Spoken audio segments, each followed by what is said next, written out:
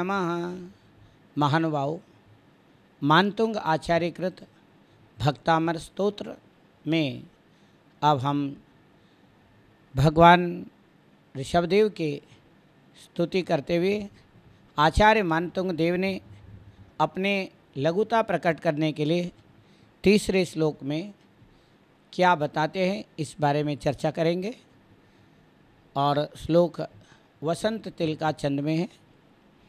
बुद्ध्या विनापि विबुधार्चित पादपीठ स्तोतुं समुद्यतमतिर्विगतत्रपोऽहं बालं विहाय जलसंस्थितमिन्दुबिम्ब मन्यः क इच्छति जना सहसा ग्रहीतुम्।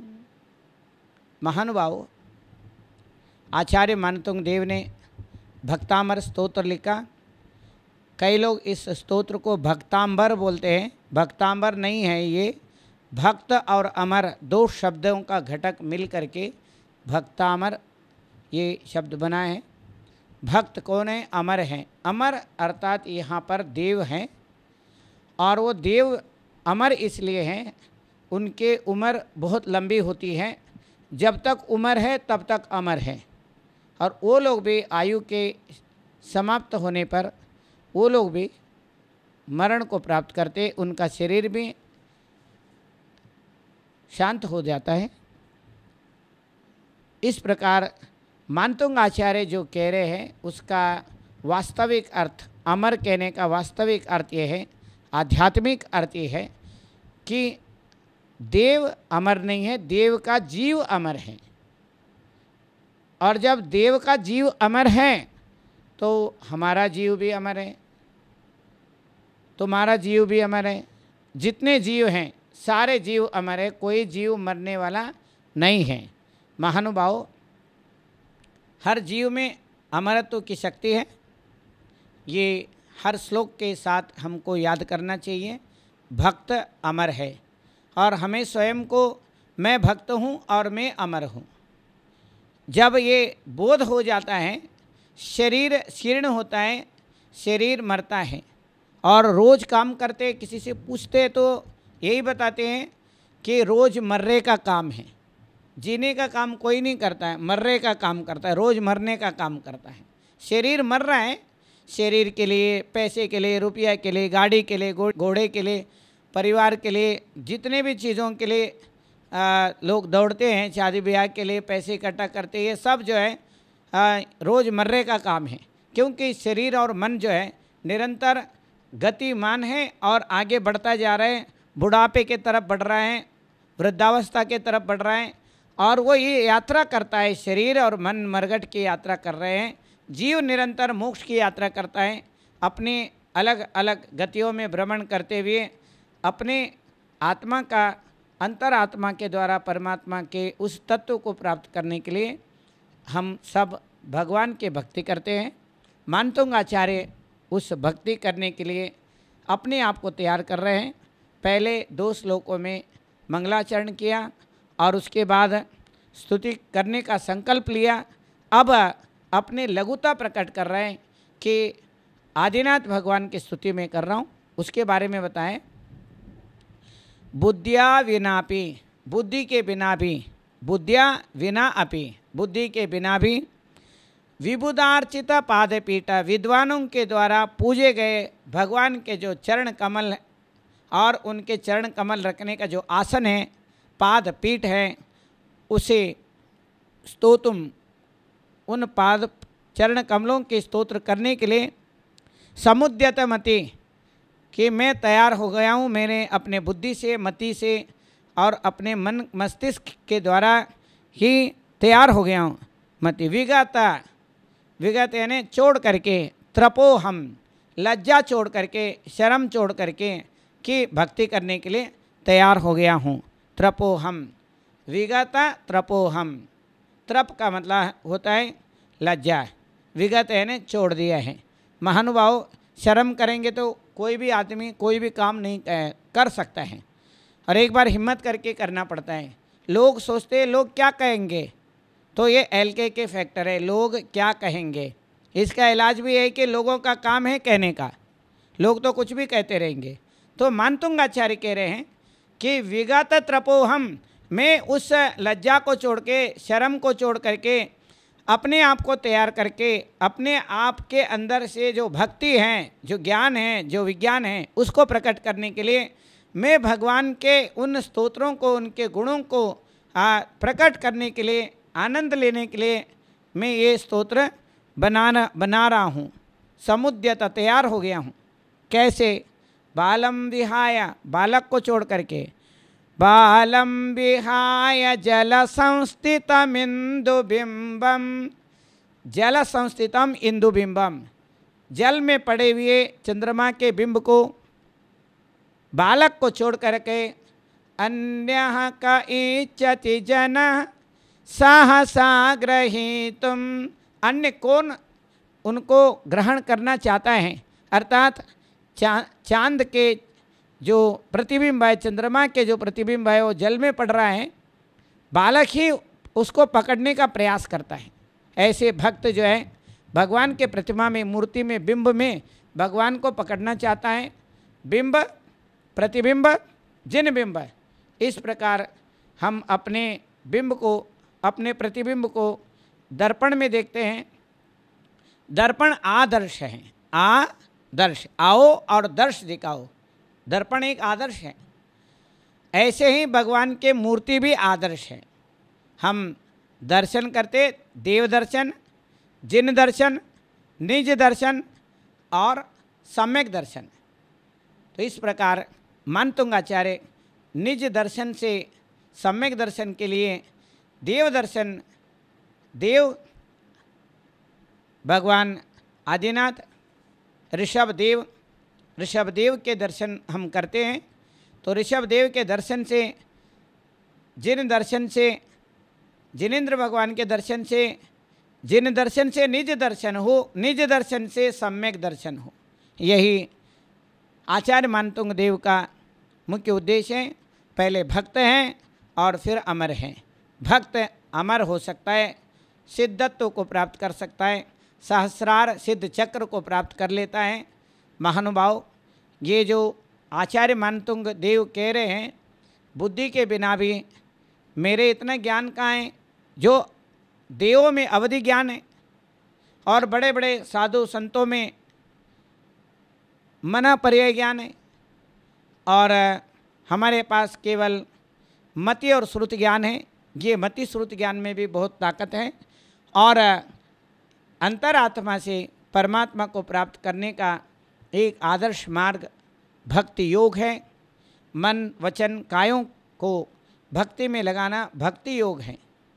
मनोयोग, वचन योग, काय योग को शुभ बना के शुद्ध मार्ग के लिए, एक मार्ग प्रशस्त करने के लिए ये भक्ति योग है। भक्ति भुक्ति मुक्ति प्रदाता, भक्ति से भुक्ति मिलती है और मुक्ति मिलती है।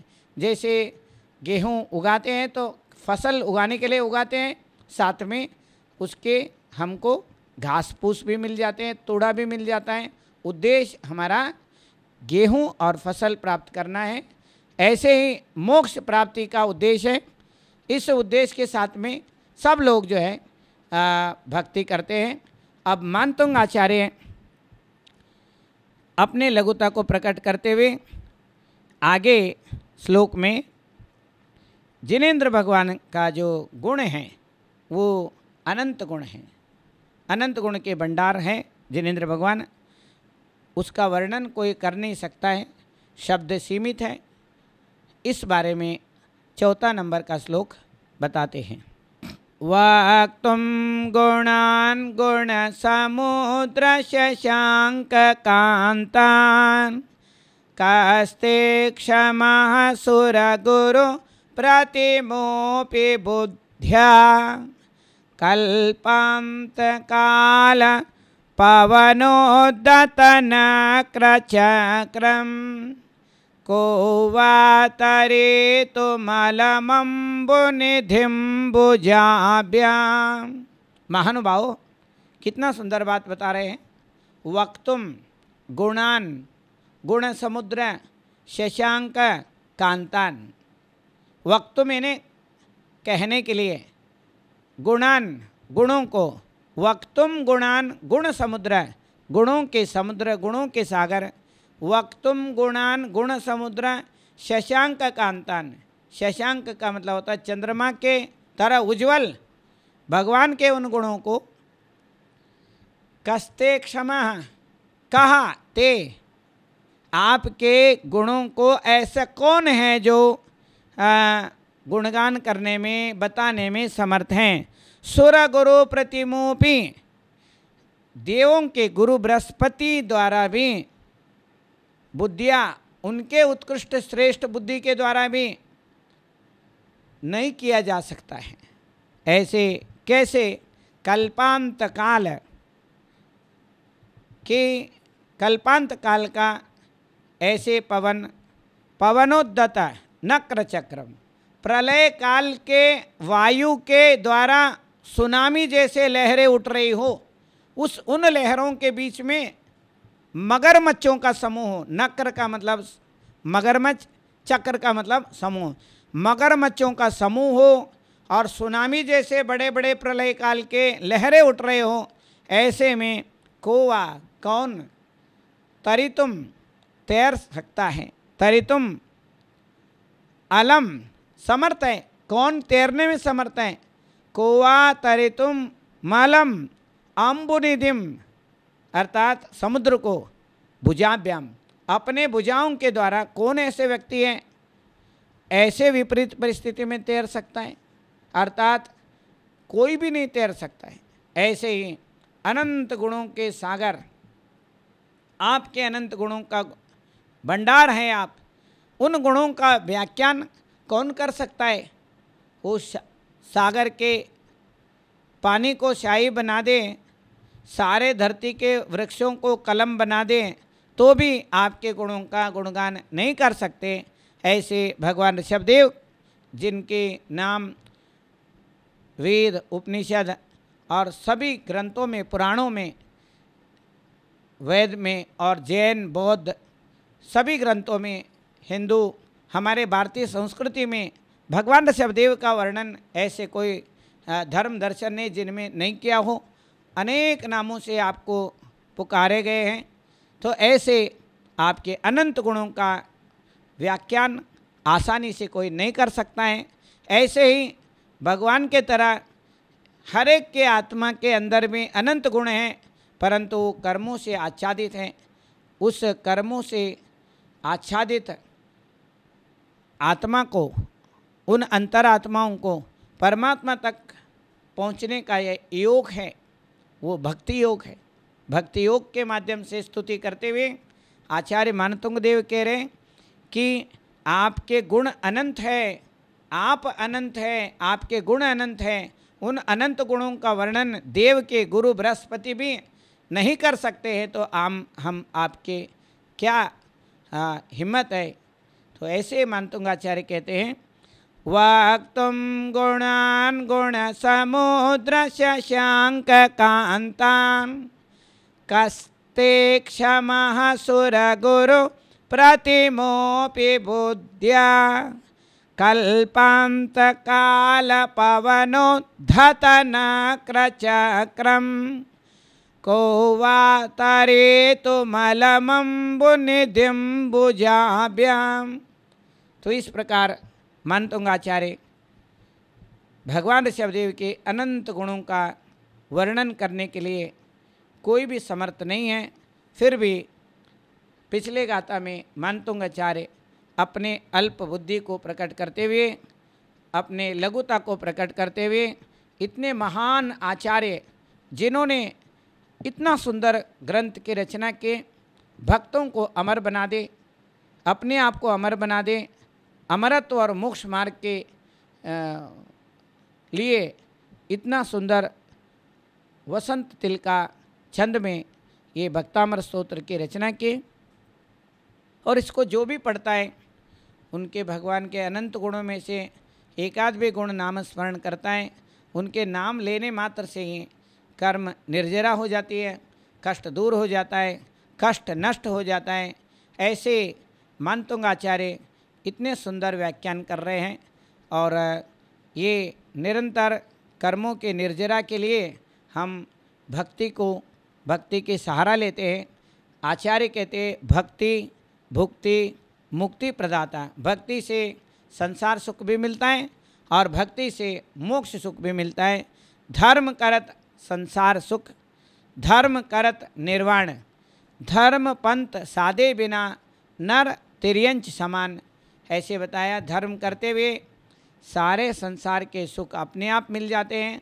संसार के सुख नश्वर हैं, सबको पता है, परंतु शाश्वत सुख मोक्ष सुख है, स्वतंत्रता है, आत्मा के अंतरात्मा के परमात्मा के साथ मिलन, परमात्मा बनना, मिलना, उस रूप हो जाना, तद्रूप हो जाना सबका उद्देश्य है।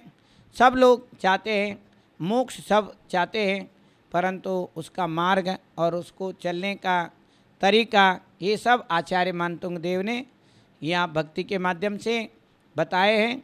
भक्त को अमर बनाने वाले ये भक्तामर स्तोत्र कि आचार्य मानतुंग देव बहुत सुंदर तरीके से एक एक शब्द ये मंत्र है। कई लोग बोलते हैं कि 45वां कड़ा पढ़ लो कि फलाने सारे बीमारी दूर होगी, ऐसे नहीं है। उसमें उद्भूत भीषण जलोदर भार भोगना आदि के माध्यम से जलोदर भार से ऐसे टूटा हुआ कमर हो, ऐसे बीमारी भी ठीक होती है, इस प्रकार उसमें बताया है। परंतु हर श्लोक के हर शब्द छंद वसंत तिलका ये सभी बीमारियों को दूर करने के लिए है। संपूर्ण भक्तामर स्तोत्र के शब्द मंत्र हैं। वैसे भी शब्द मंत्रम अमंत्रम अक्षरम नास्ति, ऐसे कोई अक्षर नहीं है जो मंत्र ना हो। तो महानुभाव, इसलिए भक्तामर स्तोत्र में जो भक्तिपूर्वक आचार्य मानतुंग देव ने अपने अमृत वाणी से इतना सुंदर स्तोत्र की रचना की, और उस रचना के माध्यम से हम अपने मन के कलुषता को, अशुभ कर्मों को, पाप कर्मों को निर्जरा करते हैं। जैसे जैसे हम भक्ति करते हैं, भक्तामर पढ़ते हैं, वैसे वैसे कर्म टूटते जाते हैं। ऐसे मानतुंग आचार्य को जब 48 तालों में बंद करके रखा था, उन्होंने भक्ति की, वो इसलिए नहीं किया था कि ताला टूट जाए, परंतु भक्ति में शक्ति है, उसी से उस शक्ति के द्वारा आचार्य मानतुंग देव ने ये विश्व को एक अनुपम भेंट दिया।